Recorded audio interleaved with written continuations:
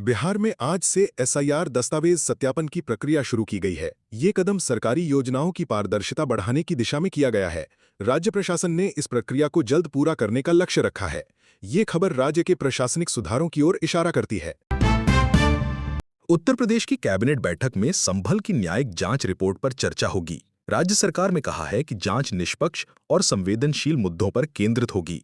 Report का उद्देश्य न्यायिक प्रक्रिया में सुधार लाना है। ये कदम प्रदेश की सांप्रदायिक स्थिति को ध्यान में रखते हुए उठाया गया है।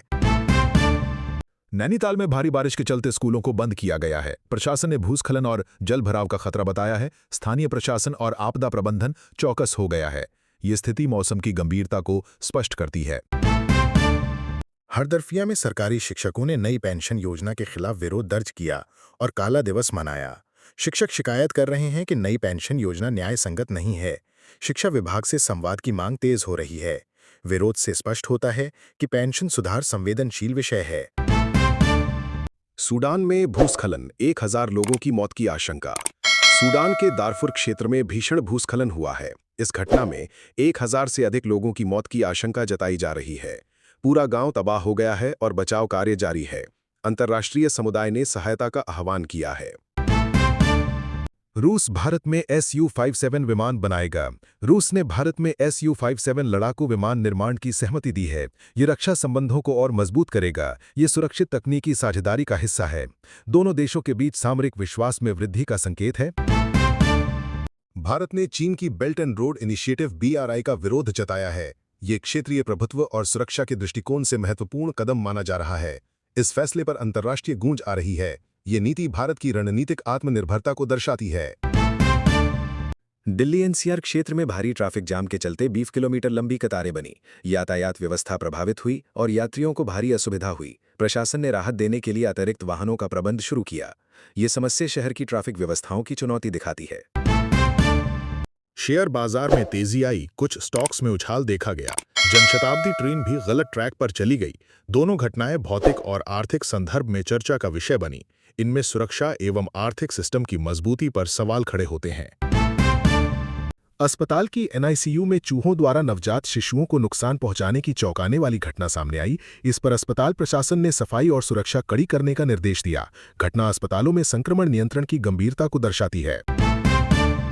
उत्तर प्रदेश सरकार ने सोसाइटी रजिस्ट्रेशन एक्ट 1860 को समाप्त करने का निर्णय लिया है। इसके स्थान पर एक नया, डिजिटल, पारदर्शी और KYC आधारित कानून लाया जाएगा। इससे व्यवस्थाएं सरल और विश्वासपूर्ण होंगी। ये प्रशासनिक सुधार की दिशा में बड़ा कदम है। यूपी सरकार ने डिजिटली सुसज्जित पंजीकरण प्रणाली लागू करने की योजना बनाई है। इससे नवीनीकरण प्रक्रिया आसान और समयबद्ध होगी। पारदर्शिता और जवाबदेही को बढ़ावा मिलेगा। ये ग्रामीण व छोटी संस्थाओं के लिए फायदेमंद रह सकता है। हरदोई में 7 साल से लापता एक युवक का सुराग सोशल मीडिया रील से लगा। वीडियो में वो दूसरी महिला के साथ दिखा। पत्नी ने पुलिस में शिकायत दर्ज कराई, जिसके बाद युवक गिरफ्तार हुआ। ये घटना डिजिटल मीडिया की भूमिका को उजागर करती है। सोशल मीडिया का प्रभाव अपराधों की पहचान में उपयोगी साबित हुआ। वास्तविक जालसाजी प्रकरणों को उजागर करने में ये प्रभावी माध्यम बन गया। डिजिटल सबूत अब न्याय प्रक्रिया का महत्वपूर्ण हिस्सा हो गए हैं। CDC के पूर्व 9 शीर्ष अधिकारियों ने चेतावनी दी है कि रॉबर्ट F कैनेडी जूनियर सदस्यों की स्वास्थ्य जोखिम में डाल रहे हैं। आरोप लगाया गया कि उनकी आलोचनात्मक टीकाकरण धारणा खतरनाक साबित हो सकती है। यह सार्वजनिक स्वास्थ्य पर बड़े असर की तरफ इशारा है। पूर्व अधिकारियों का कहना है कि सरकार में टीकाकरण को लेकर असमंजस बढ़ाया जा रहा है। ये जनस्वास्थ्य प्रणाली को कमजोर कर सकता है। विज्ञान आधारित नीतियां बनाए रखने की आवश्यकता जाहिर हुई है।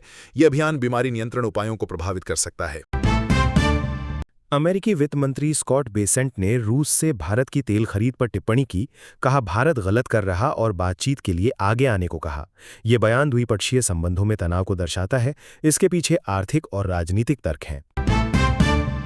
संयुक्त बयान से अमेरिका भारत संबंधों में गतिरोध। फाइनेंशियल क्षेत्र में तनाव बढ़ता देख दो देशों के बीच आलोचना सामान्य हो रही है। बयान से भारत की विदेश नीति और रणनीतिक फैसलों पर सवाल उठाए जा रहे हैं। ये संबंधों की संवेदनशीलता को उजागर करता है।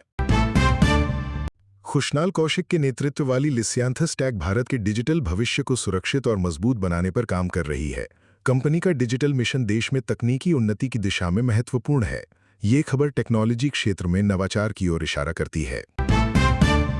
लिसिएंथस टेक की पहल देश में डिजिटल संरचना के विकास को बढ़ावा देती है। ये डिजिटल इंडिया के विजन को साकार करती है। तकनीकी क्षेत्र में घरेलू कंपनियों की भागीदारी बढ़ रही है। डिजिटल सुरक्षा व नवाचार प्राथमिकता बन रहा है।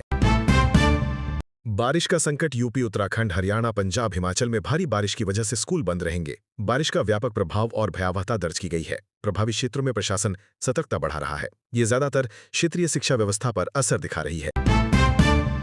राजीव सेन और चारू आसोपा की फिर से एक साथ गणेश चतुर्थी मनाने से तालमेल चर्चाओं में आ गया। प्रशंसकों ने उन्हें फिर से साथ में आने की इच्छा जताई। ये व्यक्तिगत जीवन को लेकर चर्चा का विषय बन गया है। बिहार के भभुआ में शिक्षकों ने काली पट्टी बांधकर और काला दिवस मनाकर अपनी असंतुष्टि व्यक्त की।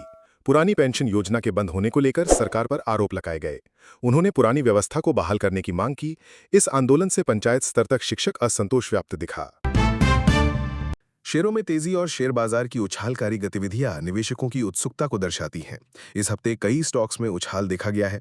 ये आर्थिक माहौल में सुधार और निवेश में बढ़त के संकेत हैं। ट्रंप भाषण और मोदी सरकार की प्रतिक्रिया। ट्रंप की नाराजगी और भारत-रूस-चीन रणनीतिक साझेदारी पर अमेरिका की प्रतिक्रिया ने अंतर्राष्ट्रीय चर्चा बढ़ा दी है। ये एक क्षेत्रीय राजनयिक पोस्टर की एक जटिल तस्वीर पेश करता है। मोदी सरकार को मुस्लिम देशों से मिली आलोचना। कुछ मुस्लिम देशों ने भारत सरकार पर आलोचना की, जो राजनयिक रिश्तों में टकराव का संकेत है।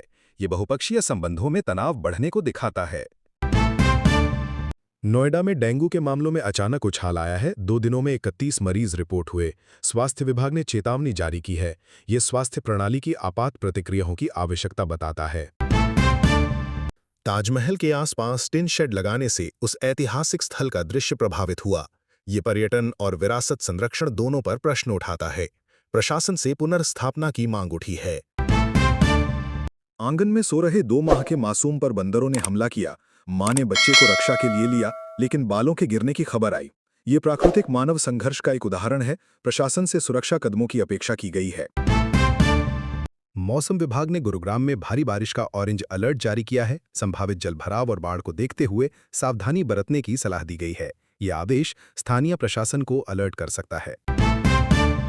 दिल्ली यमुना बाजार कॉलोनी के कई हिस्सों में बारिश और बाढ़ के पानी ने प्रवेश किया। वहां की स्थिति चिंताजनक बनी हुई है। राहत कार्य जरूरी हैं।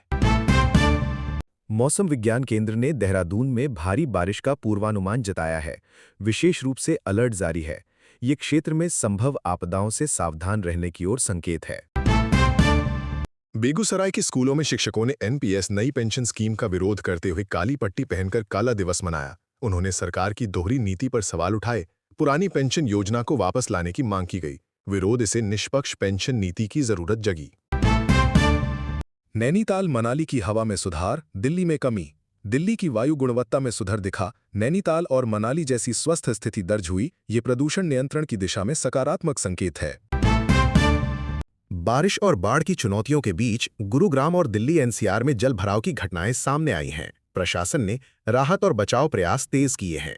यह स्थिति जल प्रबंधन की जरूरत दिखाती है। मनाली में ब्रिज हवा में टंगा दिखाई पड़ा और सब्जी मंडी वीरान दिखी। ड्रोन रिपोर्ट ने तबाही की तस्वीरें दिखाईं। ये स्थिति प्रशासनात्मक जवाबदेही की ओर इशारा करती है।